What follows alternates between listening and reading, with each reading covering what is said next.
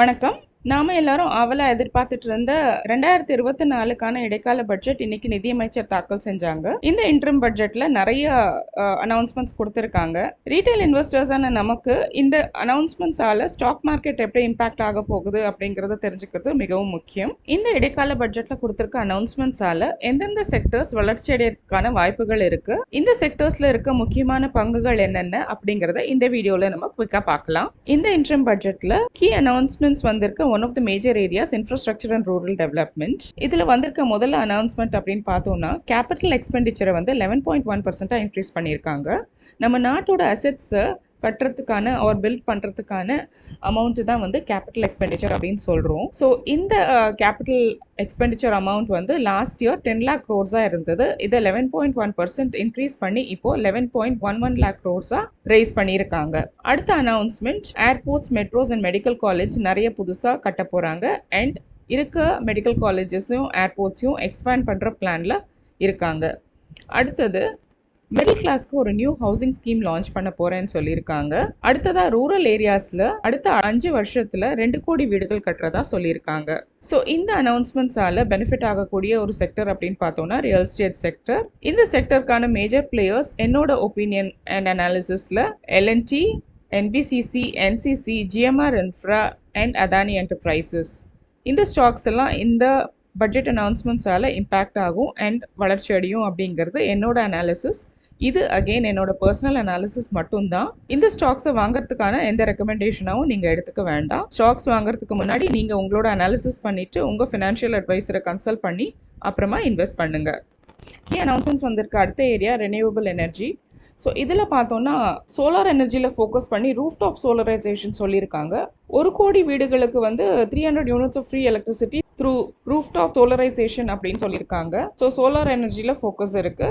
அடுத்ததா funding to harness wind energy with an initial capacity of 1 gigawatts அப்படின்னு சொல்லியிருக்காங்க. So நம்ம கவர்மெண்ட்டோட ஃபோக்கஸ் இதில் கிளியராக எங்கன்னா green energy, solar energy and renewable energy sourcesல இருக்கு. கவர்மெண்டோட டார்கெட் வந்து நெட் ஜீரோ எமிஷன் பை 2070 அப்படின்னு சொல்லியிருக்காங்க. ஸோ ரெனியூவபிள் எனர்ஜி செக்டர்ல முக்கியமான ஸ்டாக்ஸ் அப்படின்னு பார்த்தோம்னா வா solar, Waaree solar, IREDA, NHPC, Tata power, Adani green, Waaree renewables, Borosil renewables, Suzlon. Government அடுத்ததா எலக்ட்ரிக் வெஹிக்கிள் செக்மெண்ட்டை சப்போர்ட் பண்ண போறாங்க. எலக்ட்ரிக் வெஹிக்கிள் ஃப்ரேம்வொர்க் என்ஹான்ஸ் பண்ணுறதுலையும் இவி மேனுஃபேக்சரிங்கை சப்போர்ட் பண்ணுறதுலையும் ஃபோக்கஸ் பண்ண போகிறாங்க. அதோட சார்ஜிங் இன்ஃப்ராஸ்ட்ரக்சரை என்ஹான்ஸ் பண்ணுறதுக்கு ஃபோக்கஸ் பண்ண போகிறாங்க. பஸ்ஸஸை பப்ளிக் டிரான்ஸ்போர்ட்டேஷனில் ப்ரொமோட் பண்ணுறாங்க. எலக்ட்ரிக் வெஹிக்கிள் செக்மெண்ட்டில் முக்கியமாக இருக்க பங்குகள் JBM auto, Olectra green, Tata motors, Motherson Sumi wiring. JBM auto கிட்டத்தட்ட 5000 பஸ்ஸஸ் ஃபினான்ஷியல் இயர் 24-25ல டெலிவர் பண்ணுறதா சொல்லியிருக்காங்க. இந்த இன்டர்ம் பட்ஜெட்டில் அடுத்த மேஜர் அனௌன்ஸ்மெண்ட் வந்திருக்கிறது ரயில்வே செக்டரில். ரயில்வேஸில் 3 மேஜர் எக்கனாமிக் காரிடார்ஸ் பில்ட் பண்ணுறது பற்றி கவர்மெண்ட் சொல்லியிருக்காங்க. இந்த எக்கனாமிக் காரிடார்ஸ் பில்ட் பண்ணுறதுனால நமக்கு டிராஃபிக் கன்ஜெஷனும் லாஜிஸ்டிக்ஸ் காஸ்ட்டும் ரொம்பவே குறைவும். இதில் என்னென்ன காரிடார்ஸ் அப்படின்னு பார்த்தோம்னா energy, mineral and cement corridor, port connectivity corridor and high traffic density corridor. இந்த 3 காரிடார்ஸை பில்ட் பண்ணுறதா சொல்லியிருக்காங்க. அடுத்ததான் பயணிகளோட பாதுகாப்பையும் கன்வீனியன்ஸையும் கருதி 40,000 நார்மல் ரயில்வே போகிஸ் வந்து வந்தே பாரத் ஸ்டாண்டர்ட்ஸ்க்கு என்ஹான்ஸ் பண்ண போகிறதா சொல்லியிருக்காங்க. இது தவிர மெட்ரோ ரயிலையும் நமோ பாரத் ப்ராஜெக்டையும் இந்தியாவில் இருக்க இன்னும் பல சிட்டிஸ்க்கு எக்ஸ்பேண்ட் பண்ணுற போகிறதா சொல்லியிருக்காங்க. ஸோ இந்த செக்மெண்ட்டில் வந்திருக்க அனௌன்ஸ்மெண்ட்ஸ்க்காக நாம் railway construction and railway financing related ஸ்டாக்ஸை வாட்ச் பண்ணுறது நல்லது. அதோடு சேர்த்து Jupiter wagons, Titagarh rail systems and Texmaco rail and engineering இந்த ஸ்டாக்ஸையும் நம்ம வாட்ச் லிஸ்ட்டில் வைக்கலாம். அடுத்ததாக டூரிசம் செக்டரில் வந்திருக்க இன்டர்ம் பட்ஜெட் அனௌன்ஸ்மெண்ட் என்னன்னு பார்ப்போம். கவர்மெண்ட் வந்து long term interest free loans provide பண்ணுறதா சொல்லியிருக்காங்க ஸ்டேட்ஸ்க்கு டூரிசம் டெவலப் பண்ணுறதுக்காக. அதாவது 75,000 crores வரைக்குமான இன்ட்ரெஸ்ட் ஃப்ரீ லோன்ஸை 50 years டென்யூருக்கு ஸ்டேட்ஸ்க்கு கொடுக்குறதா சொல்லியிருக்காங்க. எஸ்பெஷலி லக்ஷத்வீப் ஐலண்ட்ஸோட டூரிசம் இன்ஃப்ராஸ்ட்ரக்சரை என்ஹான்ஸ் பண்ணுறதை பற்றி டிஸ்கஸ் பண்ணியிருக்காங்க இந்த இன்டர்ம் பட்ஜெட்டில்.